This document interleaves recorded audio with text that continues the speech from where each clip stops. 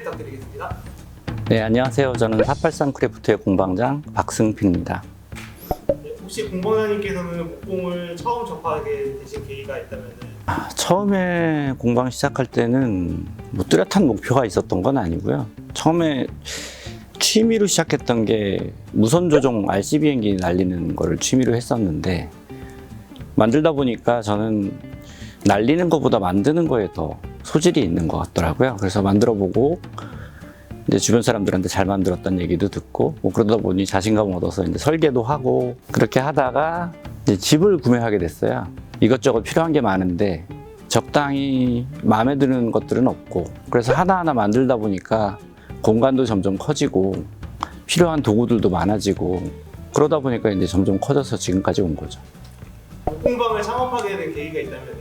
처음에는 저희가 홍대 10평짜리로 이제 취미 공방을 시작을 했었는데, 그 공방을 하다 보니까 이제 점점 필요한 도구들이 많아지고, 이제 어느 정도 만들 수 있게 되니까 자기도 배우고 싶다는 사람들이 점점 늘어나더라고요. 그래서 10평으로는 감당이 안 돼서 그 옆에 있는 다른 동네에 조금 더 넓혀서 갔다가, 그 다음에 이제 산남동이라는 데로 또 한 번 갔다가, 그러다 보니까 점점 또 회원이 늘어지고 기계가 점점 많아지면서 여기까지 오게 돼서 건물을 짓게 된 거죠. 처음에 있던 건물은 이제 세를 주고 있었는데, 이제 어차피 회원들이 있으니까 회의도 받고 그 공방을 유지하는데 별 문제는 없었는데, 시간을 지나고 보니 이 공방을 계속 운영할 거면 월세를 주느니 그냥 내가 지어버리는 게 낫겠다. 그래서 건물을 지어버리게 됐죠. 공방의 위치랑 이제 공방 위치는 저희는 지금 파주에 있고요. 이제 서울에서 투자할 수 있는 돈과 적당한 거리를 계속 찾다가, 여기 처음에는 거의 깡총 같은 분위기라서 주말에, 저희 회원들은 주로 주말에 오는데, 주말에 와서 편안하게 이제 뭔가 사색의 시간도 갖고 자기가 좋아하는 작업도 집중할 수 있는 곳이라 이곳을 택하게 되었죠. 그럼 이제 공방 내부 돌아다니면서 기계랑 네, 장비들 한 번씩 소개해 주시면 됩니다. 네, 알겠습니다. 저희가 이제 이곳은 주로 기계 작업이 끝난 것들을 가져와서 뭐 조립하고 마감하고 하는 부분이고요. 기계실은 이제 소음이 많이 나는 쪽은 저희가 분리를 했어요. 그래서 이쪽 문을 열고 들어가면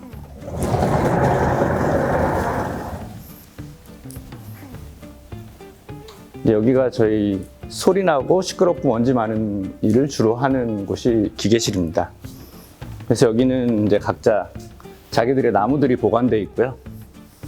각자 자기 나무를 가져다가 각도 절단기에서 재단을 하고 수압 자동을 거쳐서 테이블소에서 작업을 하고 마무리를 하게 되죠.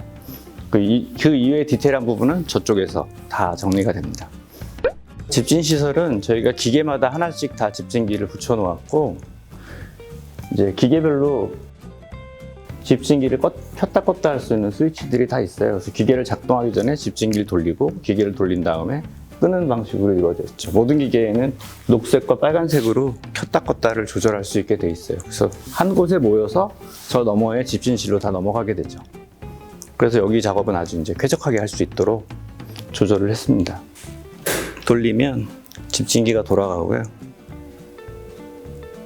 근데 스타트하는데 시간이 좀 걸려요. 왜냐하면 처음에는 그냥 넣으면 바로 전원이 인가하게 됐는데, 바로 인가하면 그 콘덴서나 이런 데 무리가 간다고 해서 소프트 스타터를 따로 달았어요. 그래서 시작이 한 10초 정도 걸립니다. 10초 후에 이제 마구마구 빨아들이게 되죠. 소리가 점점 커지고 있죠. 나중에는 왕 하는 소리가 나요.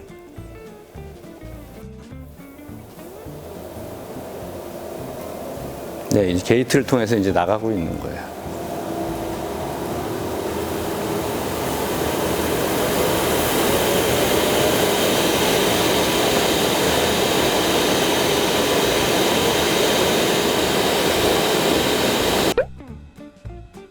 이곳이 저희 집진실이고요.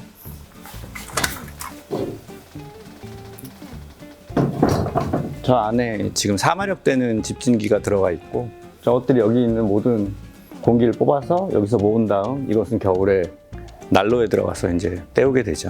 그래서 1년 내내 모으면 겨울에 3, 4달 정도는 충분히 사용하는 것 같습니다. 근데 이제 하다 보니까 안타까운 거는 나중에 추가로 들어온 기계들이 있어요. 그 기계들에는 아직 집진기, 분배기를 못 붙여서 뭐 이런 식으로 두 개를 나눠서 쓰고 있죠. 근데 이게 샌더기 같은 경우는 제가 만들었는데 살려고 보니까 200만 원이나 주고 이걸 만들어야 하는 생각이 들어서 만들어 볼까 해서 만들었는데 잘 되더라고요. 그래서 계속 쓰고 있습니다. 샌더기까지 집진기에 물리기는 너무 거한 것 같아서 이걸 따로 하나 만들었는데 못 쓰는 청소기를 안에 집어넣고 처음에 테스트 해봤더니 너무 시끄러운 거예요. 그래서 여기다가 소음기를 달았어요. 여기 이제 안에 이렇게 꽈배기 모양으로 되어 있어서 돌리면 모터기 소리가 그렇게 크게 나지 않죠. 실제로 돌려보면 연동이 돼서 얘를 돌리면 얘도 같이 돌거든요. 이런 식으로 해서 먼지는 이 안으로 다 빨아들이고 빠진 것들은 이 안에 다 모이게 되죠. 이제 여기에는 저희 집진 시스템을 제가 만든 게 있는데 이 안에 이제 모든 집진 시스템이 이제 들어가게 되고요. 각각 기계마다 하나씩 붙어 있어요. 그래서 스위치를 올리면 하나씩 붙었다 떨어졌다 하는 식으로. 그래서 예를 들면 이제 각도 톱이면 이런 식으로 전원이 인가가 돼서 전원이 올라가게 되는 겁니다. 이제 이쪽에 이제 이 소프트 스타터가 여기 붙어 있어서 스타트 시간을 조절할 수 있어요. 그래서 처음에 하면 바로 돌 건지 10초쯤 있다 돌 건지 천천히 이제 게이지가 올라갈 건지 그거를 조절하게 되죠. 이제 기계실에서 모든 부재들을 만들면 이제 각자 자기 자리를 들어와서 이제 조립을 하게 되는데 여기서 이제 간단한 수공구나 샌더까지는 기계실에서 끝나고 오기 때문에 거의 조립 작업을 여기서 많이 하죠. 그래서 뭐 이제 약간 단차가 안 맞는다거나 하는 부분은 이제 각자 개인 공구 여기 있는 이제 뭐 끌이나 뭐 대패나 톱으로 약간씩 정리를 해서 조립하는 정도가 이제 주로 됩니다. 일단 보통 공방 같은 경우는 회원을 모집할 때 이제 뭐 기간이 있고 뭐 한 달에 뭐 어떻게 한다든지 커리큘럼이 있다든지 그런 것들이 많이 있는데 저희 공방은 초창기부터 특별한 커리큘럼을 만들지는 않았어요. 왜냐하면 각자 원하는 게 다른데 모든 사람한테 스툴 만들려고 그러면 그것도 좀 무리가 있고 사실 창업을 목표로 해서 난 이걸 꼭 해야겠어. 올해 안에 이걸 다 배워야겠어. 이런 사람들한테는 적합하진 않죠. 근데 저희가 해보니 1, 2년으로 끝낼 수 있는 일이 아니더라고요, 이게. 그렇게 금방 끝낼 수 있는 일이 아닌데 1년 과정을 만들어서 끝나면 나는 목수예요 하고 나오는 게 전 쉽게 이해가 잘 가지 않더라고요. 전 지금 거의 한 20년 가까이 하고 있는데 아직도 잘 모르겠어요. 그런데 한 1, 2년에서 그게 나는 목수예요 할 수 있는 게 맞는 말인가 라는 퀘스천은 계속 들어요. 물론 그렇게 해서 시간이 지나면 이제 그게 되겠죠. 근데 이제 처음부터 너무 거대하게 이제 생각을 하면 본인도 지치고 오래 할 수 있는 일은 아닌 것 같아요. 이제 뭐 물론 상황에 따라 다르죠. 근데 저의 상황은 그랬습니다. 그래서 이제 저희 회원들은 다 그런 식으로 모집이 됐고요. 주변에 한 분 한 분 오면서 처음에 오면 이제 제가 공방에 주로 필요한 내용들을 강습을 하긴 해요. 근데 이제 맨 처음에 물어보는 게 이제 무엇을 하고 싶냐라고 시작을 하죠. 그럼 이제 굉장한 분들도 많이 와요. 나는 뭐 2층 침대를 만들고 싶다. 그럼 그건 시작할 수가 없잖아요. 그럼 2층 침대를 만들려면 무엇을 만들면 필요한지를 저희가 가르쳐 드리죠. 그러면 어떤 기계부터 시작해서 어떻게 하면 일단 작게 뭐를 하나 시작할 수 있고 거기 그 결국법이 다 마스터가 되면 침대까지 올라갈 수 있게. 그래서 보통 처음에는 솔로 작업을 할 때 한 5달 정도 걸렸어요. 제가 옆에서 봐주지 않고 혼자서 기계를 쓴 정도가 되려면. 근데 이제 저희도 시간이 많이 지나고 체계화가 많이 돼서 이제 저희 공방에 제가 이제 처음에 가르쳐 드렸던 미니미들이 많거든요. 그래서 그분들이 하나하나 다 도와줄 수 있는 거예요. 그래서 서로 도와가면서 이제 할 수 있는 수준이 돼서 올라갔죠. 그래서 요즘 오는 신입 회원들 같은 경우는 한 2달 정도면 혼자 솔로 작업이 가능한 정도로 빨라졌습니다. 그래서 처음에 들어오면 제가 이제 수업을 하고 수업이 끝나면 공방 키를 드리는 거로 시작이 돼요. 그럼 그 주중엔 항상 열려 있으니까 아무 때나 와서 자기 작업을 하실 수 있죠. 근데 기계를 익숙하기 전에는 키를 안 드려요. 우리가 모두 있을 때만 와서 쓸 수 있게 되죠. 그러면 이제 자기 자리가 생겨요.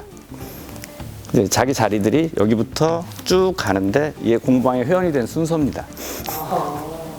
여기서 점점 뒤로 가는 거예요. 이제 1번, 2번, 3번, 4번, 5번, 6번, 7번. 그래서 이제 자리들이 이제 쭉 앞으로 가고 있죠.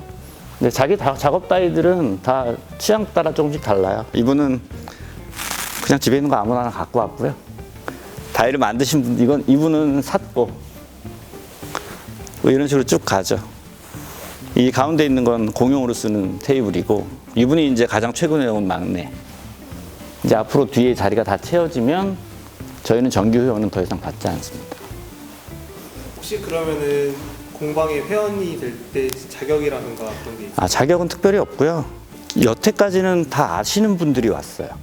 친구의 친구, 뭐 아는 사람의 아는 사람, 뭐 직접 아는 사람. 그렇기 때문에 크게 무리가 없었는데, 이제 우리 염려하는 건 딱 하나죠. 저희 주말에 들어와서 혹은 평일에 와서 다 즐겁게 작업하는데 혹시나 모든 회원들이 불편하면 어떡하나. 가끔 그런 경우가 있을 수도 있잖아요. 사람이 많이 모이다 보면 그런 일이 생기고, 또 이제 기계실도 어쩔 때 모이면 한꺼번에 사람 막 몰리면 테이블톱 나도 쓰고 싶은데 딴 사람도 쓰고 있고, 그럴 때 서로 이제 조율하는 과정이 필요한데, 우리 회원들끼리는 뭐 아무 상관이 없지만 새로 오신 분이 뭐 그런 불편한 점이 있을 수도 있을 것 같아서 그런 부분은 아직까지는 없었는데, 어떻게 해야 할지는 이제 그때그때 상황 봐서 정리를 해야겠죠. 그럼 여기 2층도 있다고 하시는데 네. 그 2층 한 번만. 네, 2층으로 가시죠.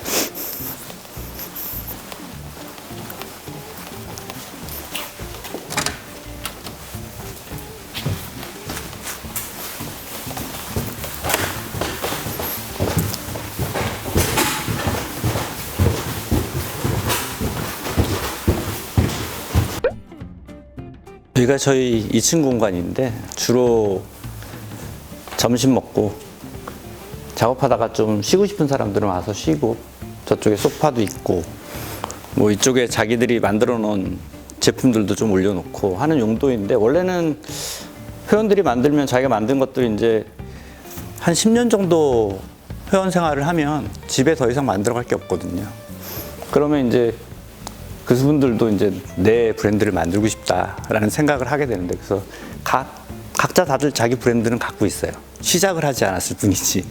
그래서 제품들을 만들면 여기다 놓고 누가 와서 왔을 때 볼 수 있고, 뭐 그런 용도로 지금 사용하려고 하는데, 아직 상업 공방으로 전환한 지 1년이 안 돼서 이 공간을 어떻게 쓸지 계속 고민하고 있습니다. 지금 이제 이쪽에 있는 것들은 대부분 소품류들인데, 이제 공방에서 만들다 보면 짜투리가 어마무시하게 나오는 거예요. 겨울에 다 난로로 가버리고 없어지고 마는데, 이 조그만 짜투리들을 사용할 수 있는 게 없을까 해서 소품들을 시작한 부분들인데, 뭐 예를 들면 이런 거 같은 경우는 이제 트레이, 남은 짜투리의 트레이에 레진 부어서 이렇게 올려놓으면 반찬을 놓는다거나, 이제 스시바 같은 데 쓸 수도 있고 그런 식이죠. 뭐 이런 거 같은 경우는 이제 냄비 받침, 안 쓸 때는 이렇게 오브제로 놨다가 필요할 때는 이렇게 놓고 냄비 받침으로 쓰고, 뭐 이런 식으로 여러 가지를 생각해 본 거죠.